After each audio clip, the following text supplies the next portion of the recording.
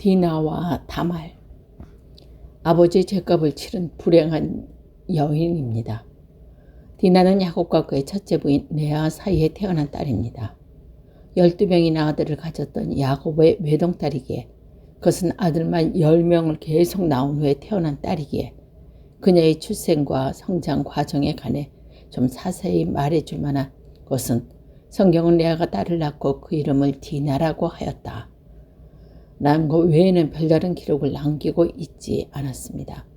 하지만 그녀가 부모와 오빠들의 보호와 사랑 가운데 애지중지 자라났으리라는 것은 의심의 여지가 없습니다.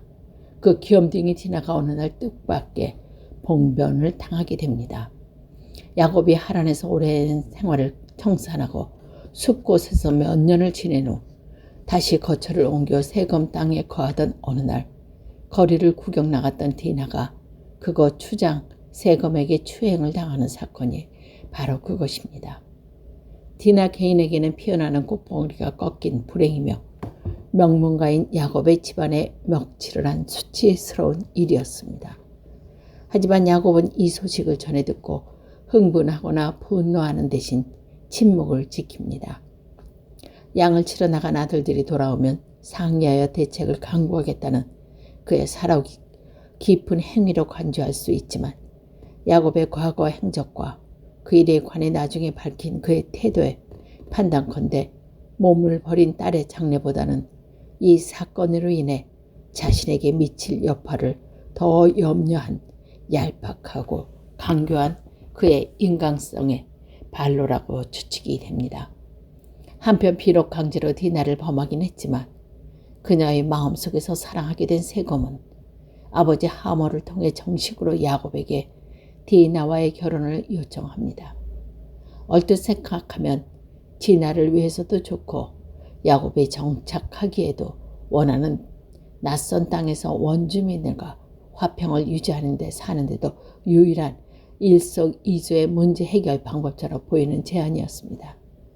하지만 디나와 세검의 혼인이 이루어지면 아브라함 자산의 순수성이 무너지며, 따라서 아브라함과 그의 후손들을 통해 인류를 구원하시려는 하나님의 계획에 차질이 생기는 중대한 결과를 가져올 수 있는 것이 세검의 청원이었습니다.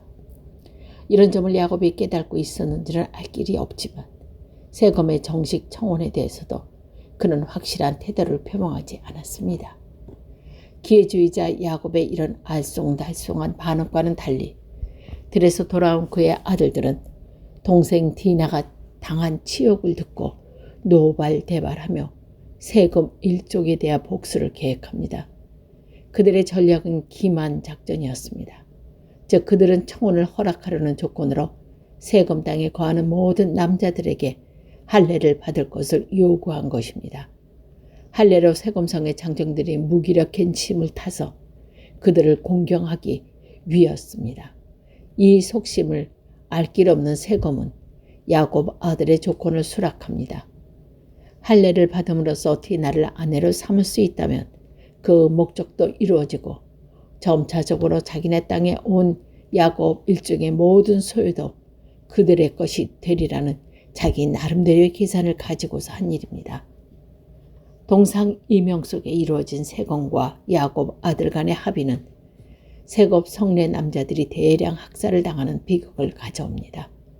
추장을 위시한 모든 장정들이 원시적인 방법으로 행한 할례 때문에 거동을 못하게 되자 디나의 오빠 시몬과 레위는 야곱의 처남과 삼남이며 디나를 낳은 레아의 아들들입니다. 세검성에 뛰어들어 성내 모든 남자를 죽이고 재물을 빼앗아 왔기 때문입니다. 오빠들에게 구실되어 돌아온 디나가 그 어떤 삶을 살았는지에 관해 성서는 기록하고 있지 않습니다. 뿐만 아니라 자세히 살펴보면 이 사건의 주인공은 디나인데 디나라는 이름만 나타날 뿐 디나에 관해서 언급조차 되어 있지 않음을 발견할 수 있습니다. 남자의 종속물로서 종족 보존의 도구로 취급되었던 존재가 그 당시 여인들이었음을 증명해 주는 사실이었습니다. 여자이기에 당할 수밖에 없었던 숙명적인 차별 대우와 사회적 낭대와 무관심은 어쩔 수 없다 하더라도 디나가 당한 치욕의 원인도 따지고 보면 그녀의 잘못이 아니게 디나를 향한 연민의 정은 깊어집니다. 즉 디나가 당시 히브리 여인들이 가장 중히 여겼던 정조를 이방인에게 유린당하는 기막힌 불운을 당하게 되면 아버지 야곱이 약곡 강가에서 이스라엘로 세력고에 번신한 후 하나님의 뜻을 쫓아 베델로 가지 않고 이방인들이 거하는 세겜 땅을 찾았고 하나님의 말씀을 거역한 데에 그 근본 원인이 있었던 것이었습니다. 그 결과 사랑하는 딸 몸이 버렸는데도 가슴을 아파하거나 회개하는 대신 아들들의 보복 행위로 인해 자기에게 화가 미칠까봐 전정긍긍한 야곱을 뵈며 인간의 연약함과 간사함을 다시 한번 느끼게 됩니다.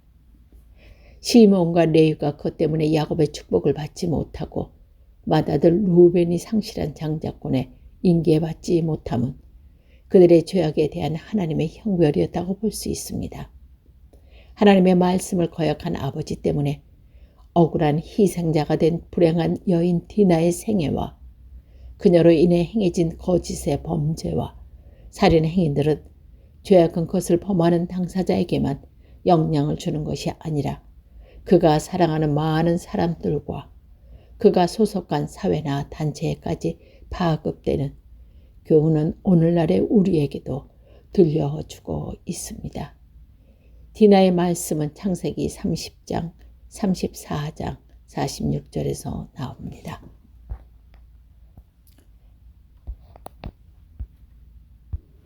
다말, 기다림으로 잃어버린 권리를 되찾은 지혜의 여인입니다.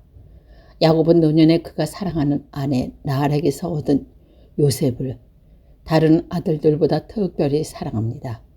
이 때문에 형들은 요셉을 미워하고 시기했으며 들에서 양을 치는 그들에게 음식을 가지고 온 그를 죽이려고 합니다. 이때 유다가 형제들을 만류하여 요셉은 죽음을 면하고 애굽으로 팔려가게 됩니다. 일이 있으니 유다는 형제들을 떠나 아둘람에 가서 가나안 여인과 결혼하여 아들 셋을 낳았습니다. 다말은 유다가 장자 엘의 아내로 택한 여자입니다. 다윗과 그의 아들 압살롬에게 다말이란 이름을 딸들이 있었으니 성경에 다말이란 동명이인이 3명 등장하는 셈입니다. 그런데 엘이 밝혀지지 않는 죄로 인해 일찍 세상을 떠나게 되자 유다는 차남 오난으로 하여금 다말을 취하게 하여 그 계보를 이어나가려고 합니다.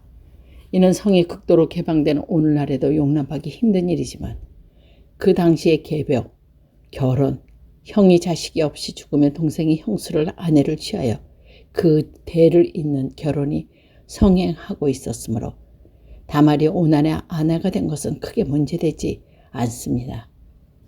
그러나 오난이 의도적으로 다말이 임신하지 못하도록 한 것은 큰 잘못이었습니다. 다말이 아이를 낳으면 형의 후사가 되고 자기 재산도 그의 것이 되는 것이 싫어 원시적인 피임법을 사용합니다.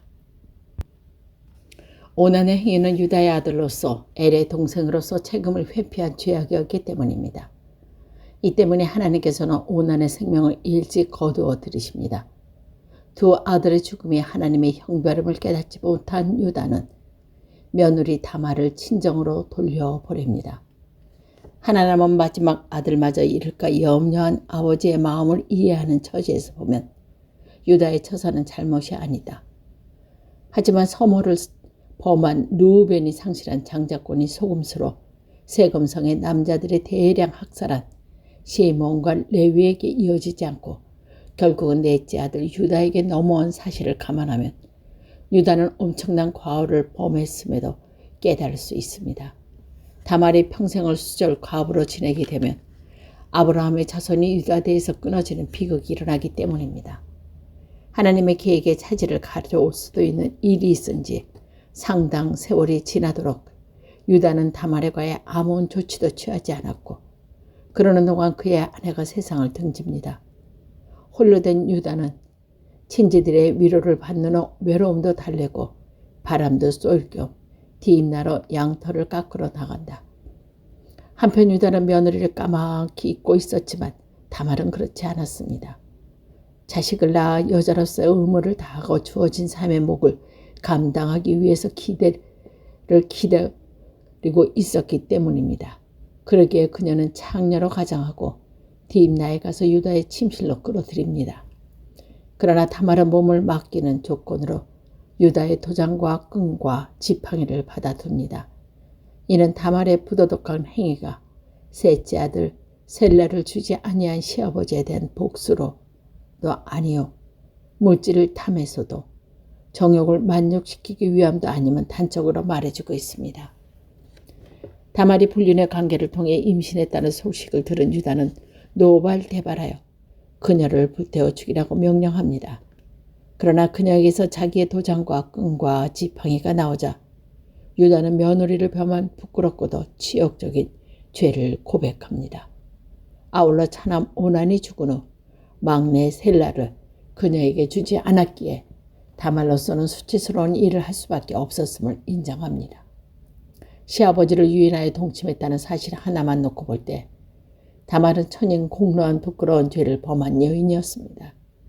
하지만 다말은 그 당시 여자의 신분으로 동원할 수 있는 방법과 지혜를 짜내어 잊어버린 권리를 되찾은 결단과 행동의 여인으로서입니다. 다말이 낳은 쌍둥이 베레스와 세라 중 베데스의 계보를 통해 예수 그리스도의 세계가 형성되었고 유다의 실수도 끊길 뻔한 아브라함의 자손의 여자 다말로 인해 창대한 민족으로 형성되어 구세주 출현의 약속이 실현되었음을 잊어서는 안 됩니다. 남편으로부터 자식을 얻을 수 없었고 그가 별세한 후에 그 동생과 동침해서 아이를 낳을 수도 없었기에 시아버지가 관계하여 쌍둥이 아들을 얻은 죄 많고 불행한 여인이 구세주 예수 그리스도의 족보에 포함되어 있음을 기이하거나 우연한 일이 아닙니다. 복음의 세계인 죄인도 의인도 여자도 남자도 이방인과 유대인도 구별되지 않았으며 하나님께서는 그 어떤 허물을 가진 인간이라도 사용하고 있음을 보여준 여인이 다말이기 때문입니다.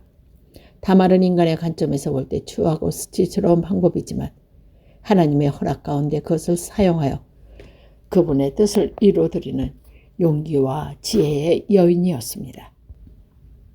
창세기 38장, 룻기 4장, 역대상 2장에서 다말의 이야기는 나옵니다.